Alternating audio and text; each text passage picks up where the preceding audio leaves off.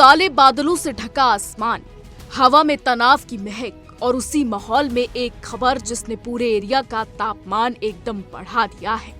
Operation सिंदूर के बाद पाकिस्तान में ऐसी हलचल मची है कि अब सीमा के बेहद करीब मौजूद 72 आतंकी लॉन्च पैड्स को चुपचाप पीछे की गहराई वाले इलाकों में शिफ्ट कर दिया गया है।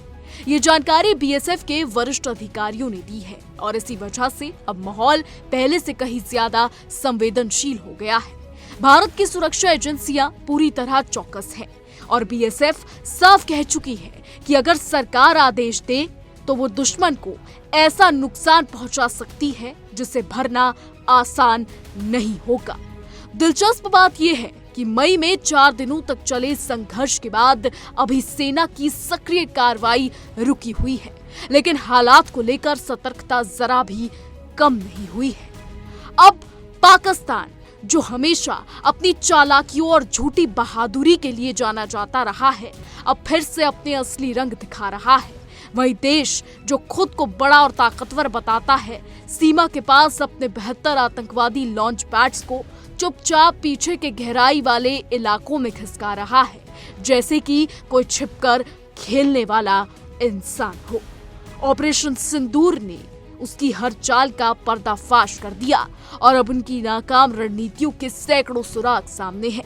बीएसएफ हर कदम पर निगाह रखे हुए है और अगर सरकार हरी झंडी देती है तो ये वही पाकिस्तान होगा जो फिर से अपने नापाक इरादों की कीमत चुकाएगा। ये कोई आम खबर नहीं बल्कि सीमा पर चल रहे एक सस्पेंस और खतरनाक खेल का पर्दा है, जिसमें पाकिस्तान की चालाकियों का मजाक उड़ रहा है और भारत पूरी तरीके से तैयार है, पूरी तरीके से तैयारी के साथ खड़ा है। नापाक पाकिस्तान आतंकी लॉन्च पैड्स को पीछे की ओर घसीट रहा है। नापाक पाकिस्तान फिर से बॉर्डर पर नापाक हरकतें कर रहा है। आपको बता दें, बीएसएफ के वरिष्ठ अधिकारियों ने शनिवार को जानकारी दी। बीएसएफ सरकार के आदेश मिलने पर दुश्मन को भारी नुकसान पहुंचाने के लिए तैयार है। हालांकि मई में 4 दिनों के संघर्ष के बाद सेना ने अभी तक कार्रवाई में विराम रखा है। आपको बता दें, बीएसएफ डीआईजी ने बताया कि सियालकोट और जफरावल के गहराई वाले क्षेत्रों में लगभग 12 लॉन्च पैड्स काम कर रहे हैं, जबकि अन्य क्षेत्रों में 60 लॉन्च पैड्स सक्रिय हैं। उन्होंने कहा कि ये लॉन्च पैड्स स्थायी नहीं होते और आमतौर पर आतंकियों को भारत में घुसने से पहले ही सक्रिय रहते हैं। अभी सीमा के नजदीक कोई प्रशिक्षण कैंप नहीं है।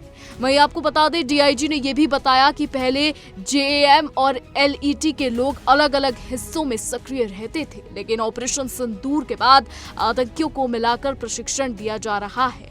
इससे किसी भी समूह को मिश्रित तरीके से ट्रेनिंग लेने की सुविधा मिल रही है। वहीं आईजी जम्मू फ्रंटियर शशांक आनंद ने कहा कि अगर सरकार ऑपरेशन सिंदूर को फिर से शुरू करने का आदेश देती है तो बीएसएफ पूरी तरीके से तैयार है। उन्होंने कहा कि बीएसएफ ने 1965, 1971 और 1999 कारगिल और ऑपरेशन सिंदूर जैसे विभिन्न युद्धों में अनुभव हासिल किया है और जरूरत पड़ने पर दुश्मन को पहले से ज्यादा नुकसान पहुंचा सकता है। ऑपरेशन सिंदूर के दौरान पाकिस्तानी रेंजर्स अपनी पोस्टों से भाग गए थे। आईजी आनंद ने बताया कि स्थिति सामान्य होने पर सभी अपने अपने स्थानों पर लौटेंगे। उन्होंने कहा कि सभी गतिविधियां बीएसएफ की निगरानी में है और परिस्थितियों के अनुसार उचित कार्रवाई की जाएगी। अभी सीमा पर आतंकियों की कोई सक्रिय मूवमेंट नहीं है जिससे अलार्म उठाया जाए। बीएसएफ अपनी तैयारियों और निगरानी जारी रखे हुए है।